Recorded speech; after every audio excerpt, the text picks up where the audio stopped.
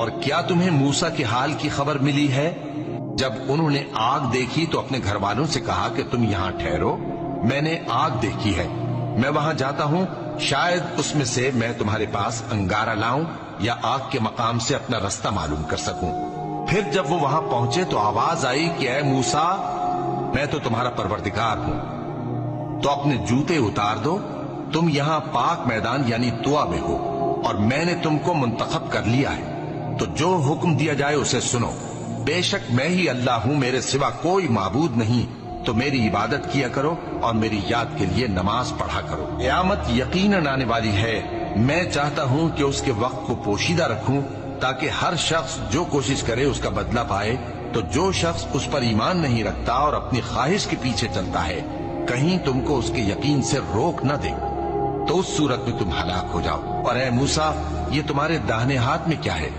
انہوں نے کہا یہ میری لاٹھی ہے، اس پر میں ٹیک لگاتا ہوں اور اس سے اپنی بکریوں کے لیے پتے جھاڑتا ہوں، اور اس میں میرے اور بھی کئی فائدے ہیں۔ فرمایا کہ موسیٰ اسے زمین پر ڈال دو، تو انہوں نے اس کو ڈال دیا اور وہ یکا یک سانپ بن کر دوڑنے لگا۔ فرمایا کہ اسے پکڑ لو اور ڈرنا مت، ہم اس کو ابھی اس کی پہلی حالت پر لوٹا دیں گے، اور اپنا ہاتھ اپنی بغل میں دبا لو کہ وہ کسی عیب و بیماری کے بغیر سفید چمکتا دمکتا نکلے گا۔ یہ دوسری نشانی ہے تاکہ ہم تمہیں اپنے بڑے بڑے نشانات دکھائیں۔ تم فرعون کے پاس جاؤ کہ وہ سرکش ہو رہا ہے۔ کہا اے میرے پروردگار، اس کام کے لیے میرا سینہ کھول دے اور میرا کام آسان کر دے، اور میری زبان کی گرہ کھول دے تاکہ وہ میری بات سمجھ لے، اور میرے گھر والوں میں سے ایک کو میرا وزیر یعنی مددگار مقرر فرما، یعنی میرے بھائی ہارون کو، اس سے میری کمر کو مضبوط کر اور اسے میرے کام میں شریک کر، تاکہ ہم تیری بہت سی تسبیح کریں اور تجھے کثرت سے یاد کریں، تو ہم کو ہر حال میں دیکھ رہا ہے۔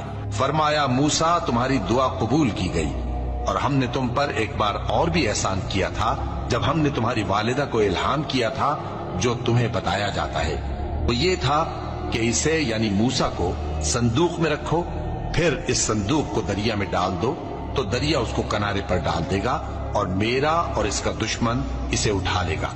اور موسیٰ، میں نے تم پر اپنی طرف سے محبت ڈال دی، اور اس لیے کہ تم میرے سامنے پرورش پاؤ۔ جب تمہاری بہن وہاں فرعون کے ہاں گئی اور کہنے لگی کہ میں تمہیں اس کا پتہ دوں جو اس کو پالے پوسے، تو اس طریق سے ہم نے تم کو تمہاری ماں کے پاس پہنچا دیا تاکہ ان کی آنکھیں ٹھنڈی ہوں اور وہ رنج نہ کرے۔ اور تم نے ایک شخص کو مار ڈالا تھا تو ہم نے تم کو غم سے نجات دی، اور ہم نے تمہاری کئی بار آزمائش کی، پھر تم کئی سال اہل مدین میں ٹھہرے رہے۔ پھر اے موسیٰ، تم ایک اندازے پر آ پہنچے، اور میں نے تم کو اپنے کام کے لیے بنایا ہے، تو تم اور تمہارا بھائی دونوں ہماری نشانیاں لے کر جاؤ، اور میری یاد میں سستی نہ کرنا۔ دونوں فرعون کے پاس جاؤ کہ وہ سرکش ہو رہا ہے، اور اس سے نرمی سے بات کرنا، شاید وہ غور کرے یا ڈر جائے۔ دونوں کہنے لگے کہ اے ہمارے پروردگار، ہمیں خوف ہے کہ وہ ہم پر زیادتی کرنے لگے یا زیادہ سرکش ہو جائے۔ اللہ نے فرمایا کہ ڈرو مت، میں تمہارے ساتھ ہوں کہ سنتا اور دیکھتا ہوں۔ اچھا تو اس کے پاس جاؤ اور کہو کہ ہم آپ کے پروردگار کے بھیجے ہوئے ہیں، تو بنی اسرائیل کو ہمارے ساتھ جانے کی اجازت دیجیے اور انہیں عذاب نہ کیجیے۔ ہم آپ کے پاس آپ کے پروردگار کی طرف سے نشانی لے کر آئے ہیں، اور جو ہدایت کی بات مانے اس کو سلامتی ہو۔ ہماری طرف یہ وحی آئی ہے کہ جو جھٹلائے اور منہ پھیرے اس کے لیے عذاب تیار ہے۔ غرض موسیٰ اور ہارون فرعون کے پاس گئے، اس نے کہا کہ موسیٰ، تمہارا پروردگار کون ہے؟ کہا کہ ہمارا پروردگار وہ ہے جس نے ہر چیز کو اس کی شکل و صورت بخشی، پھر راہ دکھائی۔ کہا تو پہلی قوموں کا کیا حال ہوا؟ فرمایا کہ ان کا علم میرے پروردگار کو ہے جو کتاب میں لکھا ہوا ہے۔ میرا پروردگار نہ چوکتا ہے نہ بھولتا ہے۔ وہ وہی تو ہے جس نے تم لوگوں کے لیے زمین کو فرش بنایا اور اس میں تمہارے لیے رستے بنا دیے اور آسمان سے پانی برسایا، پھر اس سے مختلف نباتات پیدا کی کہ خود بھی کھاؤ اور اپنے مویشیوں کو بھی چراؤ۔